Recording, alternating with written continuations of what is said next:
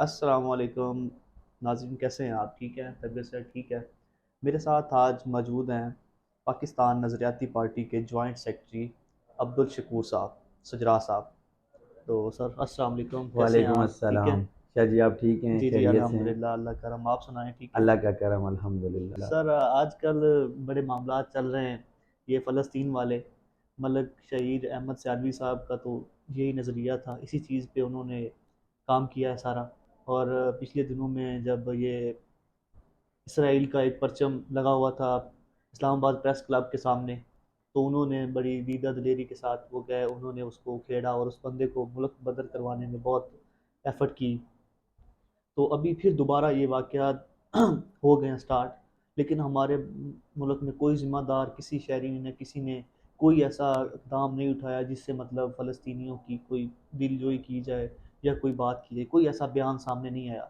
हालांकि दूसरे जो ममालिक हैं उन्होंने काफ़ी इस चीज़ को अ, मतलब कर रहे हैं उनके साथ हेल्प आउट। बिस्मिल्लाहिर्रहमानिर्रहीम।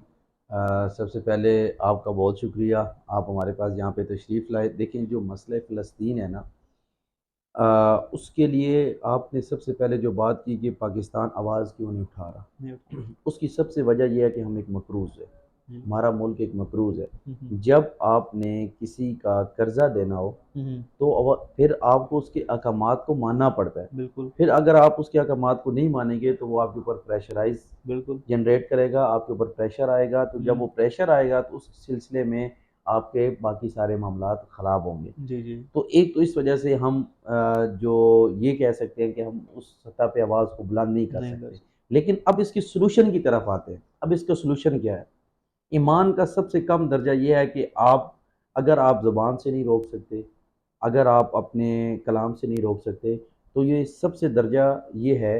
अगर आप अपने हाथों से नहीं रोक सकते, तो सबसे कम दर्जा ये है कि आप कम अज़ कम अपनी ज़ुबान से उस चीज़ को बुरा ज़रूर कहें। बुरा ज़रूर क्या है। तो हमने इस फ़लस्तीन के मामले पे जब जब किसी ने इस आवाज़ को पाकिस्तान में बुलंद किया, तो हमने उसके ख़िलाफ़ आवाज़ उठाई। हम्म, इसमें मैं आपको थोड़ा-सा बैकग्राउंड बताता हूँ कि सबसे पहले आपने कुछ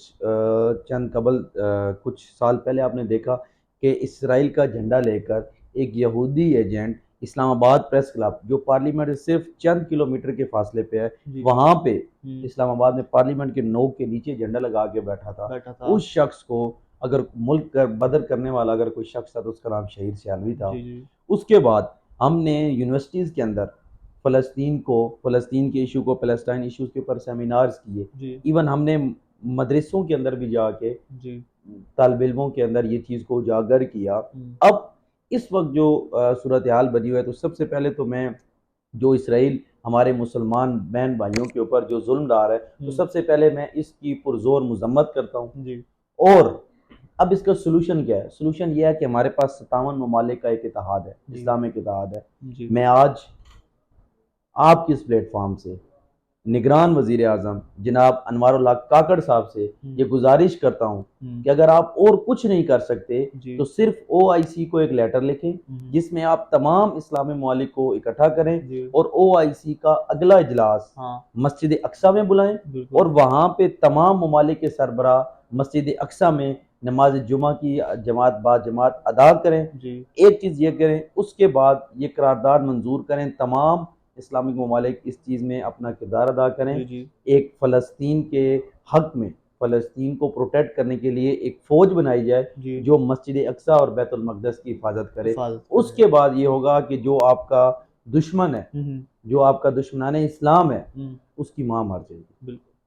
तो ये वो इक़दामात है जो हम कर सकते हैं। हम्म, तो मैं आज आपके इस प्लेटफॉर्म से वज़ीर आज़म साहब से पुरज़ोर अपील करता हूँ कि वो फिल फोर OIC जी का इजलास बुलाएं जी और उसमें ये करारदाद पेश करें। जी। तो ये वो सलूशन है जो हम्म, हम इम्प्लीमेंट कर सकते हैं। जी और इसके अलावा हमारे इख्तियार में ये है कि हम इस चीज़ को इंटरनेशनल सतह पर उजागर करें। जी। पाकिस्तान नज़रियाती पार्टी जब भी इक़्तिदार में आएगी, हम्म, इंशाअल्लाह इंटरनेशनल फोरम पे हम्म, फ़लस्तीन की, हम्म। कश्मीर की और बर्मा के मुसलमानों की आवाज़ को बुलंद करेगी। चलो ये तो ठीक होगा, लेकिन एक और बात भी है। अभी पिछली हुकूमत या मतलब कह दें कि खान साहब की जो गवर्नमेंट थी उसमें कुछ ऐसी बातें सुनने को आई जिसमें कह रहे थे कि आप इसराइल को माने। ये बातें तो कब से हो रही हैं?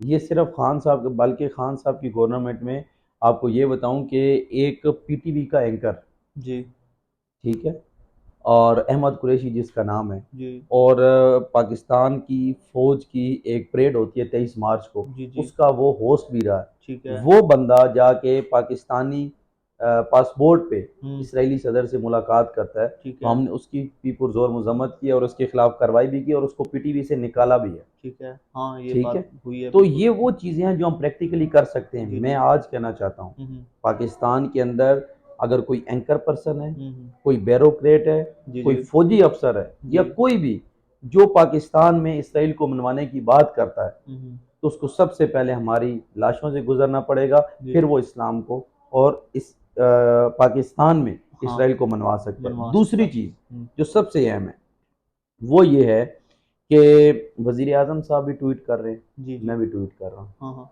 वज़ीर आज़म साहब भी मज़म्मत कर रहे हैं, मैं भी मैं भी मज़म्मत कर रहा हूँ। मजम्मत कर रहा हूँ। मेरा और वज़ीर आज़म में क्या फ़र्क हम्म। रहेगा? एक तो सबसे पहले इस चीज़ को क्लैरिफ़ाई करें।